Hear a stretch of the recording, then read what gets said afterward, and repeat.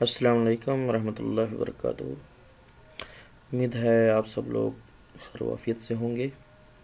اللہ تعالیٰ آپ کو سلامت رکھے۔ آج ہم ایک اور لائبریری کا ذکر کرنے جا رہے ہیں جس میں اردو کتب ہوں گی۔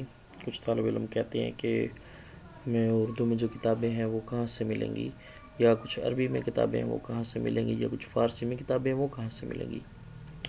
تو ایسا ہے کہ ہم یہ سلسلہ آہستہ آہستہ جاری رکھیں گے۔ جس طرح روزمرہ ٹائم ملتا رہے گا تو یہ چیزیں ہم نیٹ پر ڈالتے رہیں گے تاکہ دوسروں کو فائدہ ہوتا رہے، اور یہ صدقہ جاریہ بھی رہے گا آپ لوگوں کے لیے بھی، میرے لیے بھی، اور جنہوں نے یہ چیزیں بنائی ہیں ہمارے لیے ان کے لیے بھی صدقہ جاریہ ہے، کیونکہ ہم نے ان سے استفادہ کرنا ہے۔ بخیر، تو آج ہم ایک مکتبہ ہے جو کہ عربی کتب کے حوالے سے ہے، وہاں پر ہمیں عربی کتب ملیں گی، مکتبہ واقفیہ۔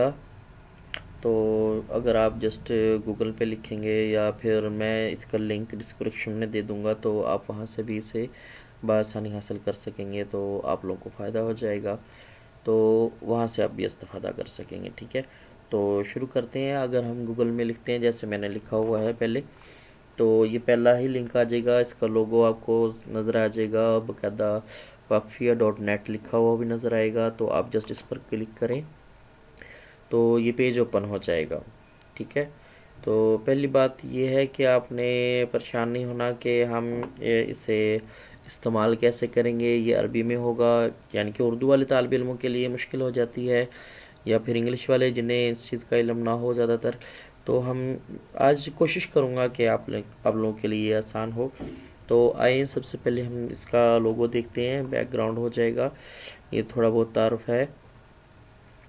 تو ان کی کتابوں کا ذکر یہاں سے شروع ہو جائے گا، آپ کو شروع سے لے کے آخر تک 1 بائی 1 تو نہیں میں کر سکتا کیونکہ یہ بہت زیادہ کتب ہیں، تو اگر میں ایک ایک کر کے انہیں کھولتا جاؤں دیکھتا جاؤں تو بہت زیادہ وقت لگ جائے گا۔ تو ہم سمپل سا کوئی بھی ایک کتاب کی طرف متوجہ ہو کر دیکھ لیتے ہیں، جیسے یہ فقہ حنفی مالکی شافعی حنبلی، تو نابلا بھی کہتے ہیں، تو ہر لحاظ سے یہاں پر کتب موجود ہیں۔ منطق کی، سیرت کی، یہ عربی میں ہے۔ تو ایک بات کا خاص خیال رکھیے گا کہ یہاں پر ہر کتب موجود نہیں ہے، ہر لحاظ سے کتب موجود نہیں ہے، کیونکہ کئی کتابیں ایسی ہیں جو کہ ہمارے نیٹ پر اویل نہیں ہے۔ ٹھیک ہے، تو کئی کتابیں ایسی ہیں جو ہمارے پاس موجود ہوتی ہیں ہارڈ فارم میں، لیکن وہ بھی نیٹ پر نہیں ہوتی۔ تو اس طرح کئی قسم کا علم ہے جو کہ موجود نہیں ہے۔ ٹھیک ہو گیا، تو جہاں جو چیز اویل ہے، جو منظر عام پر ہے، اس سے ہم استفادہ کریں گے، خود بھی کریں گے اور دوسروں کو بھی کروائیں گے۔ تو ہم شروع کرتے ہیں۔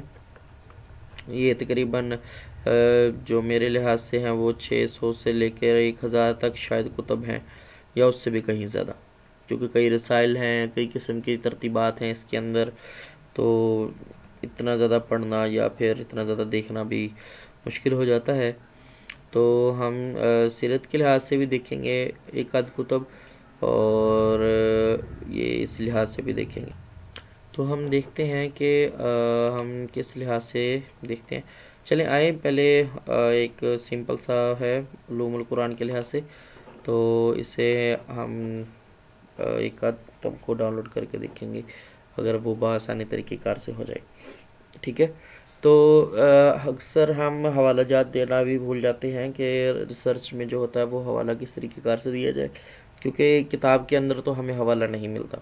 تو ایک چیز کا خاص خیال رکھیے گا، یہاں پر 2-3 چیزیں اویل ہیں۔ ایک تو ہے مؤلف کا نام، یہ مکمل نام لکھا ہوا ہے جسے آپ دیکھ سکتے ہیں، یہ مکمل نام ہے، یہ کتاب کا نام ہے۔ ٹھیک ہے، یہ جو اضافت شدہ ہے انہوں نے باقاعدہ لکھی بھی ہوئی ہے، تاریخ اضافت۔